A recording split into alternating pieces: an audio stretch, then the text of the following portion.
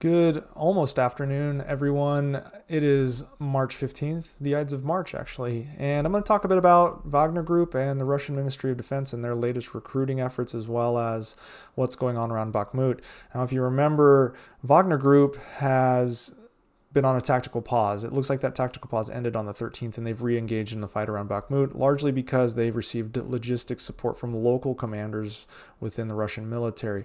The Russian Ministry of Defense and the Kremlin have not necessarily authorized them to receive weapons from the greater Russian stockpiles, but with local commanders struggling to take Bakhmut, they likely see Wagner Group as a force multiplier and want to get them in the fight, so they likely supplied them from their own stockages. As such, it seems Wagner Group has re-engaged. Now, with regard to what's going on in Bakhmut, it looks like the fighting has become it's mostly positional battles, local small unit tactics fighting. These larger battalion level fights are just not taking place, and the last time they did take place was on the 13th, and the Ukrainians defeated the advance of the Russians.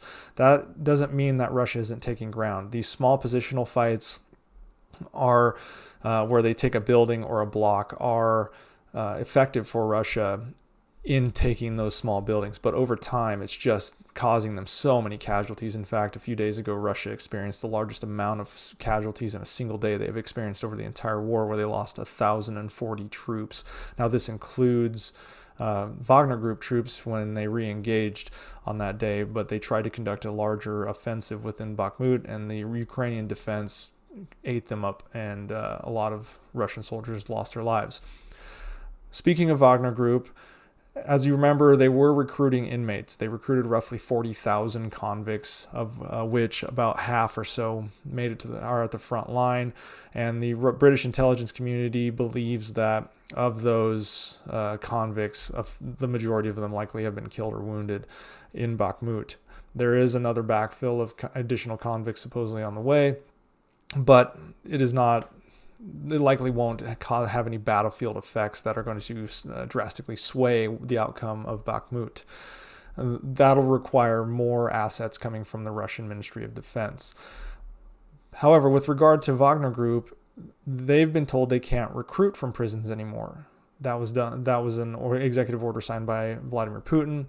They have shifted to now career talks at schools as a part of recruiting drive to sign up fighters from high schools, and they present it like any other military recruiter would. You'd make a lot of money, all these benefits, fighting for your country, yada yada yada. And that's kind of where they're going. What's strange about this is how they are undermining Russia's recruiting efforts. Like, there's two recruiting efforts here. There's the recruiting effort for Wagner Group to try to get their own soldiers, and then there's the recruiting effort for the Russian Ministry of Defense. They're both competing for the same pool of volunteers, and I'm surprised that Russia is allowing it to happen.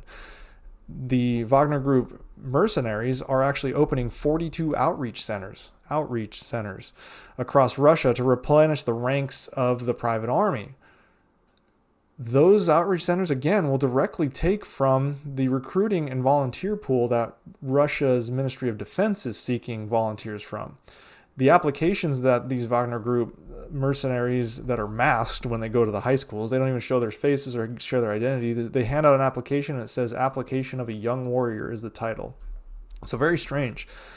Now, on top of that, the Russian Ministry of Defense is now likely using female inmates from their penal colony system to fight in the war. Now, not necessarily on the front lines, but possibly in logistics roles to free up, or rear echelon roles to free up the males to go fight on the front line. However, Olga Romanova, who is the head of the civil rights organization Russia Behind Bars, is saying that she believes female inmates are being sent to the front line for one-time use as storming brigades. So basically, they're just meat shields to get the fighters to the front lines or to the actual engagement points.